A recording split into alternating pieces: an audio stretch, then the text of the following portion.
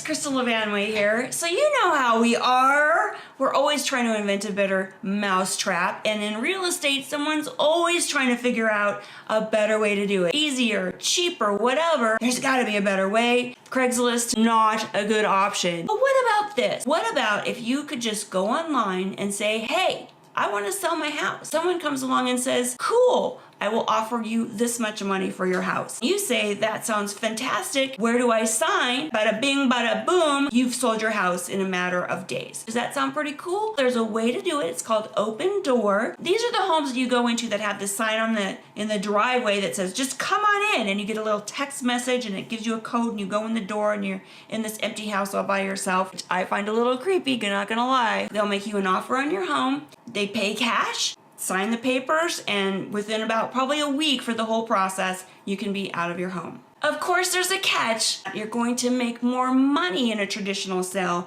than you will with Open Door. Here's the breakdown, okay? If you sell your home the traditional way with a real estate agent, you're going to pay commissions for that, a service, and those commissions run between 5 and 7% is pretty typical. If you go with Open Door, they're gonna charge you a transaction fee of about 6%, as well as a market charge, which runs between 0 and 6%. Depends on market conditions and your home and how difficult it will be to sell the home. How that all washes out here in Phoenix is usually the seller pays between 8 and 10.5% to sell to Open Door. The other thing with Open Door is they're gonna come in and do an inspection because they're like a buyer, right? And they're gonna give you a laundry list of things that they want you to fix. They're gonna want you to pay for those. Things like flooring, painting. You got pet odors. If your roof is old, if your HVAC system is more than 12 years old, what about that offer? Is it like those We Buy Ugly Houses guys, you know, that knock on your door and give you some pathetic bottom feeder offer,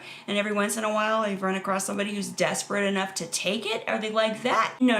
They have an algorithm that spits out an offer that makes sense to them. It works for their business model, and it's usually close to market value. But on the average, the Open Door homes sell for about 5.5% more than what they bought them for. In theory, that means that you as a seller left about 5.5% on the table. There are some limitations on what kinds of homes Open Door will buy. It has to be a home that was built after 1960, cannot be in a 55 plus active adult community or a gated community. It can't be on more than half an acre. They cap it at $500,000, and they won't buy anything for less than $125,000. They don't do short sales. They don't do foreclosures. They don't buy homes with leased solar systems on them, as we all know those are a pain. They don't want to buy a home that has something that's going to make it harder to sell. Their margin is so slim that they really do need to turn these properties quickly without a lot of trouble and fuss. So how does this all work? Like, how do they make money? They've been around in Phoenix for about 2 years. Last year, they did about 1,000 transactions out of about 90,000 transactions that we do annually. It's estimated that they made about $32 million last year. About 20 million of that in the fees that they charge and about 12 million in appreciation. Now, their overhead is high. They have to maintain a staff that can carry that inventory load. They also need capital to buy all these homes. You know, that takes money, and they're going to have to borrow that money, so they're going to be paying interest on that. So at the end of the day, it's estimated that they made about $9 million in profit last year. Is that good or bad? I don't know. I'm not an economic expert, but that's about what they made. In order for this to really kick in, they're going to have to expand. And Phoenix was sort of a test case, so it remains to be seen if other areas are going to be as friendly to this as Phoenix is. It's also very much dependent on market conditions, and right now it's a seller's market, so it is easier to sell these homes. I know when I list homes, a lot of times I can sell them in one week.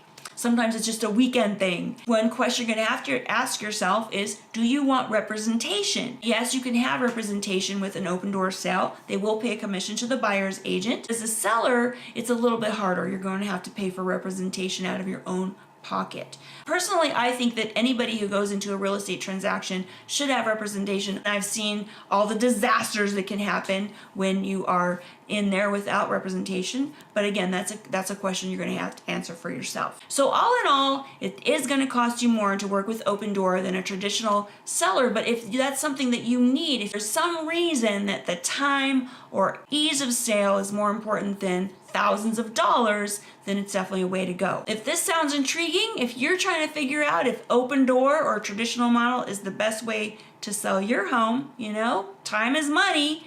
Well, you know where to find me, Kristin here in Phoenix.com. That's where. Go out there and make it a beautiful day.